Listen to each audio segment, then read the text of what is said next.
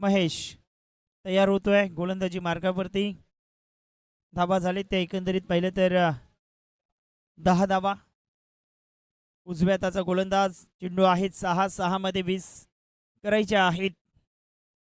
6 चेंडू आणि 20 धावा. जबरदस्त सामने रंगले, जबरदस्त स्पर्धा झाली. अप्रतिमरित्या आपण पाहतोय स्वर्गीय सौ सुलोचना जनार्दन पाटील स्मृती चषक 2026 चा शानदार सोहळा रंगला. शॉर्ट टॉप लेंथ आक्रमण केलंय आणि बॉल जाईल सीमारेषेच्या पलीकडे. अक्षय सांगतोय सामना संपलेला नाही. 5 चेंडू आणि 14 धावा. आणखीन जर 2 बाहेर मारले तर निश्चितच पहिल्या क्रमांकाच्या दिशेने वाटचाल होऊ शकते. 5 मध्ये 12 14 पाहिजेत. 5 चेंडू आणि 14 धावा हे समीकरण मैदानाच्या आतमध्ये आलंय. पहिल्याच बॉलवरती आक्रमण करत असताना जबरदस्त टायमिंग दाखवलंय. अप्रतिम. आता टप्पा अचूक ठेवला गेलाय.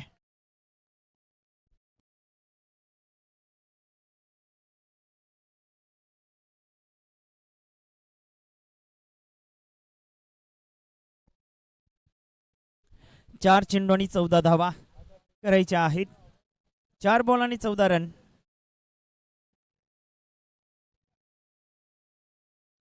शॉर्ट ऑफ लेन त्यावरती आक्रमण केलंय. बॉल जाईल एक टप्प्यासहित सीमा पार. 3 मध्ये 10 ची आवश्यकता. वाह जबरदस्त सामना रंगतोय. फायनलचा सामना अफलातून पाहायला मिळतोय. 3 बॉल वरती 10 धावा आलेत आणि 3 मध्ये आता 10 करायच्या आहेत.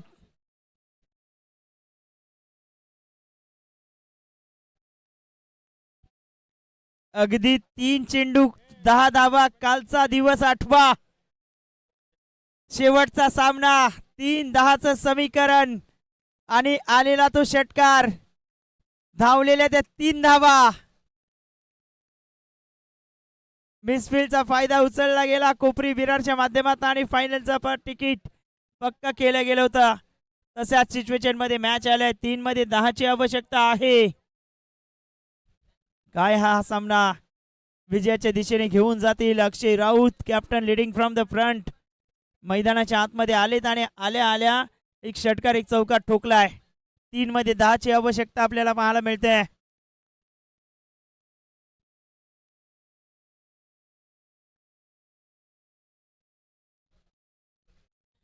तीन चेंडू 10 धावा करायच्या आहेत. पायाच्या दिशेने मारा करतायत. अगदी आपण पाहतोय आता 2 मध्ये 10 ची आवश्यकता आपल्याला पाहायला मिळते. राजेश ओगेच्या षटकामध्ये धावा जर आल्या असत्या 7 ते 8 धावा तरी यायला हव्या होत्या. मात्र त्या षटकात धावा रोखल्या गेल्या आणि तिथून थोडस दबाव वाढला गेला. मात्र 2 चेंडू 10 धावा समीकरण आलंय. सामना अजूनही आपण पाहिलं तर ऑन आहे. या चेंडूवरती एखादा चौकार एखादा षटकार.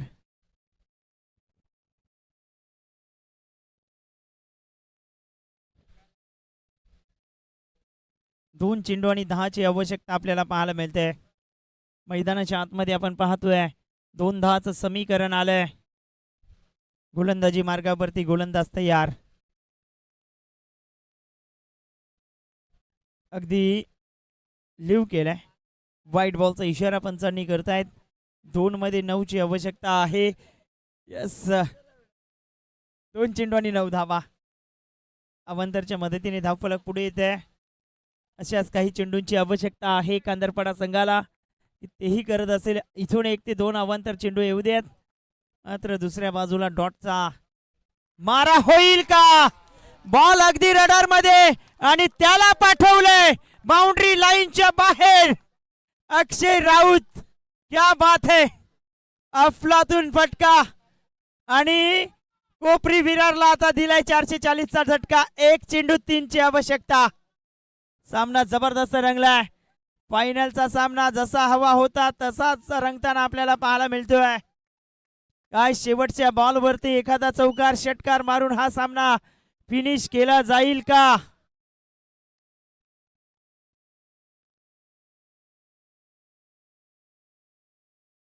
शेवटचा चेंडू आहे. अगदी आपण पाहतोय दबाव वाढतोय, प्रेशर वाढतोय. 2 षटकार 1 चौकार. काय बॅटिंग झाले मैदानाच्या आतमध्ये अक्षयच्या माध्यमातून. निश्चितच आपण पाहतोय शेवटच्या मागच्या काही षटकामध्ये राजेश ओगेच्या 2 चेंडू लगातार जे निर्धाव आले त्यावरती धावा यायला हव्या होत्या. 3 धावा कंपल्सरी करायच्या आहेत. रात्रीच्या अगदी आपण पाहिलं तर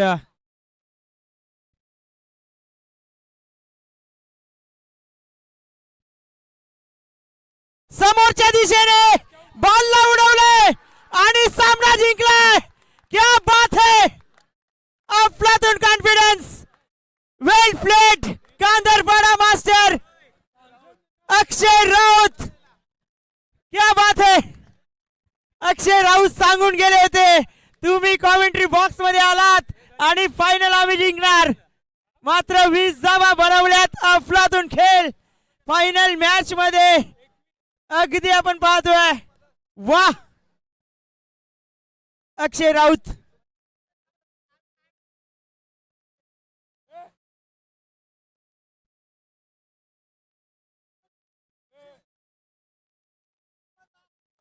जबरदस्त.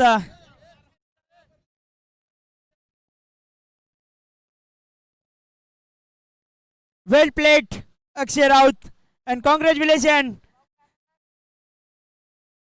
आई भावदेवी कांदरपाडा मास्टर प्रथम क्रमांकाचं पारितोषिक पटकावलंय. शेवटच्या षटकात 20 धावा पूर्ण केल्यात. काय बॅटिंग केले अक्षय राऊतने. कॅप्टन इनिंग, कॅप्टन नॉक आणि आपल्या शब्दावरती खरे उतरलेत. वेल प्लेड.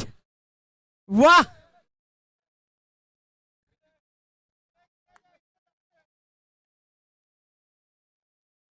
बघा मगाशीही उल्लेख केला होता कालचाही दिवस गणेश दादा 3 चेंडू 10 धावा आणि आजही 3 बॉल वरती 10 धावा हव्या होत्या. जबरदस्त. दुःख जास्त झालंय आशिष पाटीलला. बकरा तर जाणारच आहे मात्र पारितोषिक पहिलं नाही जाणार. दोन्ही संघांना हार्दिक शुभेच्छा.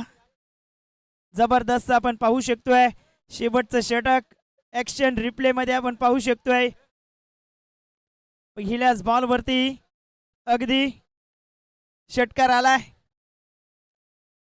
अगदी रोमांच वाढला त्या षटकारानंतर. त्यानंतर डॉट बॉल, त्यानंतर पुन्हा एकदा आपण पाहिलं तर चौकार येतोय.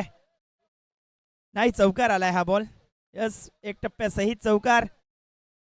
त्यानंतर व्हाईट बॉल आलाय. पायावरती बॉल आदळला आणि व्हाईट बॉल. त्यानंतर षटकार आणि शेवटच्या बॉल वरती गोल्डन चौकार.